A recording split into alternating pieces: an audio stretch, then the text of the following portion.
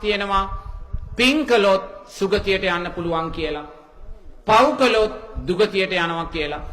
බුදුරජාණන් වහන්සේ කොතනකවත් දේශනා කළා නෑ පින්තුනි පින් කළොත් සුගතියට යනවා කියලා.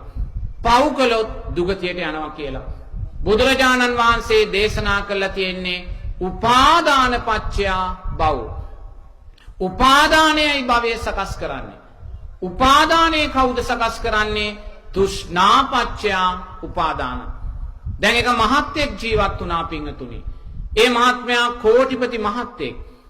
එයා හැම පොයටම 100 ගානකට දන් දුන්නා. පන්සල් විහාර හදලා දුන්නා. සුදු ඇඳුමක් ඇඳේ පාට ඇඳුමක් ඇඳේ නැහැ. මත් වතුර ටිකක් සිගරට් එකක් ජීවිතේටවත් බිව්වේ නැහැ. පරමාදර්ශී ජීවිතයක් ගත කළා පින්තුනි.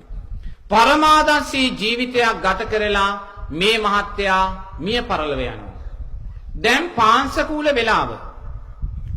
ගමේ පන්සලේ නායක ස්වාමින් වහන්සේ ඇවිල්ලා දැන් අනුශාසනා කරනවා. මේ අනුශාසනාවේදී ගමේ නායක ස්වාමින් වහන්සේ දේශනා කරනවා මේ මහත්තයාට පින් අවශ්‍ය නැහැ. මොකද මේ මහත්තයාට 7 දවස් දානයක් 3 මාස දානයක් දෙන්න අවශ්‍ය නැහැ. ඒ තරමටම මේ මහත්තයා පින් සිද්ධ කරගත්තා. මේ මහත්තයා දෙවියෙක් මිසක් වෙන කෙනෙක් නම් වෙන්නේ නැහැ කිව්වා. එතන ගිහි ಗುಣකතනය කරපු මහත්තයා මොකද්ද කිව්වේ? මේ බිමින් යන කූඹියෙක්ගෙන් ඇහුවොත් මේ මහත්තයාගෙන් වැරදක් වෙලා තියෙනවද කියලා කූඹියා කියයි කිව්වා වරදක් වෙලා නැහැ කියලා. ඒ කියන්නේ කූඹියෙකුටවත් වරදක් කරලා නැහැ. එහෙනම් දැන් මේ මහත්තයා කොහෙද ඉපදෙන්න ඕනේ? කොහෙද ඉපදෙන්න ඕනේ? කොහෙද ඉපදෙන්න ඕනේ? සුගතියේ ඉපදෙන්න ඕනේ. දැන් වර්තමානයේ ඕනෑම කෙනෙක් මිය ගියාට පස්සේ මරණය විග්‍රහ කරන්නේ මේ විදිහටයි. නමුත් බුදුරජාණන් වහන්සේ මේ විදිහට මරණයක් කොතනකවත් විග්‍රහ කළා නෑ පින්තුනි. දැන් මේ මහත්තයා මේ විදිහට මිය පරලොව ගියා. අපි දන්න ස්වාමින් වහන්සේ කෙනෙක් උතුම් සමාධියෙන් අරමුණු කරලා බල්ලා තියෙනවා මේ මැරිච්ච මහත්තයා නැවත ඉපදුනේ කොතනද කියන කාරණය.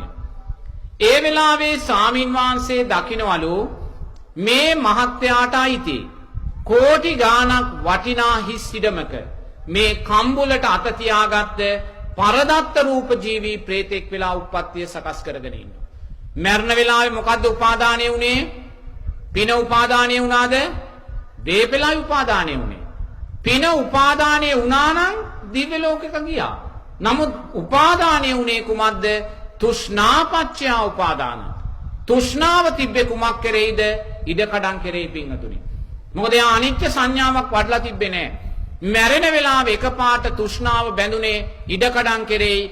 ඒ ඉඩමේම පරදත්ත රූප ජීවී ප්‍රේතෙක් වෙලා උප්පත්තිය ලැබුවා. දැන් එක අම්මා කෙනෙක් හිටියා. එයා අවුරුදු 50ක් දන් දුන්න අම්මා කෙනෙක්. සිල්පද පහ හොඳින් ආරක්ෂා කරගත්ත අම්මා කෙනෙක්. මේ අම්මාට දරුවන් 8 දෙනෙක් හිටියා. බාල දරුවෝ 3 දෙනාම ගැහැණු දරුවෝ කසාද බැඳලා හිටියේ නෑ. මේ අම්මා මැරෙනවා.